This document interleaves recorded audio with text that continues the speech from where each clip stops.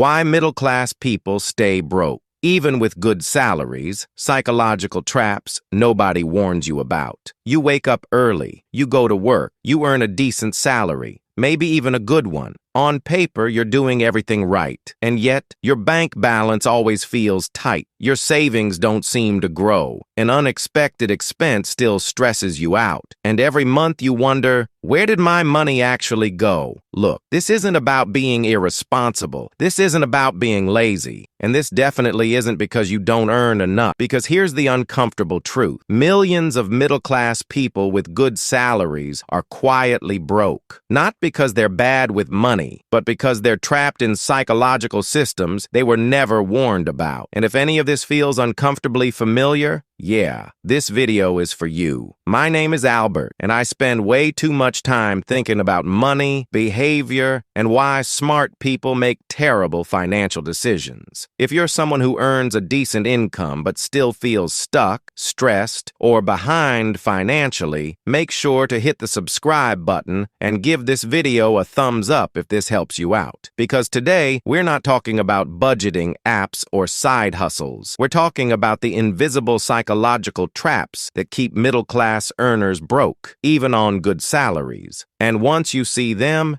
you won't unsee them. Challenging the biggest myth about money. Here's the thing. Most people believe this one idea without ever questioning it. If I just earn more money, my financial problems will go away. Sounds logical, right? Except, statistically, it's completely false. According to data from the Federal Reserve, nearly 40% of Americans earning over $100,000 a year still report living paycheck to paycheck. Let that sink in. 6 figures. Still stressed. Still one emergency away from panic. So the problem clearly isn't income, it's behavior, and more specifically, psychology. Lifestyle inflation, the silent wealth killer. This is the biggest one, and almost nobody talks about it honestly. Lifestyle inflation is simple. When your income goes up, your spending quietly follows. You get a raise, so you upgrade the apartment. You get a bonus, so you finance a nicer car. You start earning more, so suddenly treating yourself feels justified. Here's a real example. Let's say you earn $60,000 a year. You save $500 a month, then you get promoted to $85,000. Great, right? Except now, rent increases by $600. Car payment increases by $350. Eating out increases by $200. Subscriptions creep up another $100. Suddenly, despite earning $25,000 more, you're saving almost the same amount, or worse, less. Here's what most people don't realize. Lifestyle inflation doesn't feel like a decision. It feels like progress. That's what makes it so dangerous. The psychology behind it. Look, humans don't compare themselves to their past. We compare ourselves to our peers.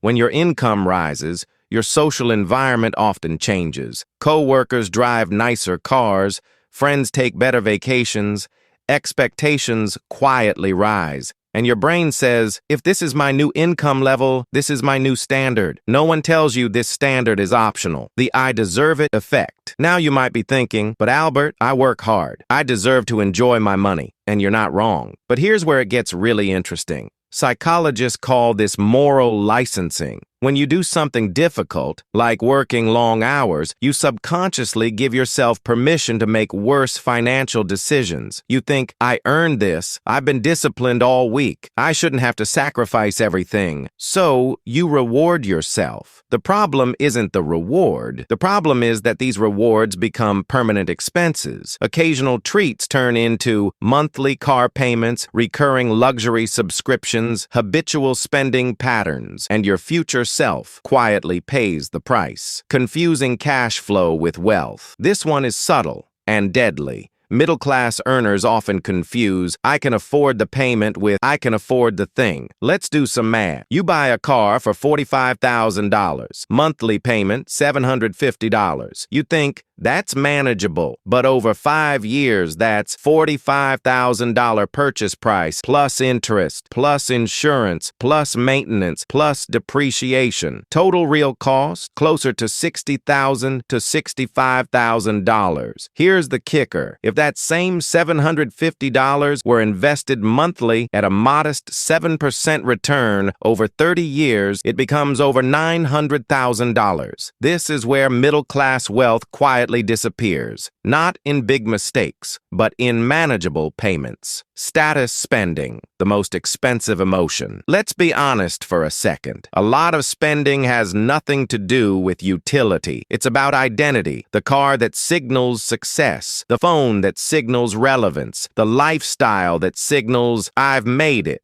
Status spending buys temporary validation with permanent financial consequences, and middle-class earners are the most vulnerable because they're close enough to wealth to taste it, but not wealthy enough to sustain it. Financial complexity paralysis. Now, this one frustrates me. The financial world has become unnecessarily complex. Index funds, ETFs, crypto, real estate, tax strategies, side hustles. So people freeze. They think, "I'll invest once I understand everything." Meanwhile, inflation quietly erodes their money. According to Vanguard, the average investor underperforms the market by 2 to 3% per year simply due to inaction and emotional decisions. Not because they're stupid, because they're overwhelmed. The safety illusion of a good job. This is deeply ingrained. Middle-class earners often believe, as long as I have a stable job, I'm safe. But here's the reality. Jobs provide income, not security. Security comes from assets, investments, options. A job can disappear. A skill can become obsolete. A company can restructure. And when your entire financial life depends on one income source, you're exposed. Why this affects the middle class? Most hears the uncomfortable truth. Low-income earners often know they're struggling. High-income earners often have margin. But the middle class, they're stuck in between. Enough money to spend, not enough to feel rich. Too much responsibility to take risks. So they optimize for comfort instead of freedom. And comfort is expensive. Actionable steps. This is the part that matters. Let's fix this. Not hypothetically, practically. 1. Freeze your lifestyle. Every raise or bonus, save or invest at least 50% of it immediately. Upgrade later,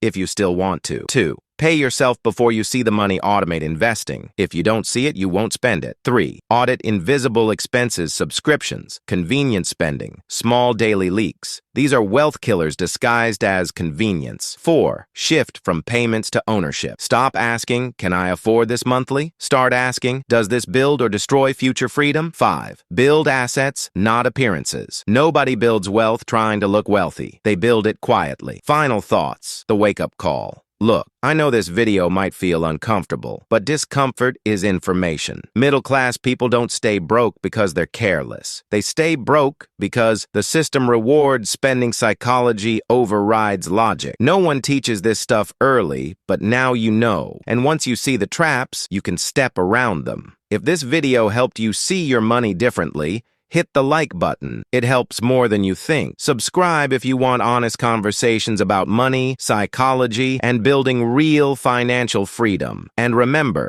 it's not about earning more. It's about keeping, investing, and thinking better. I'll see you in the next one.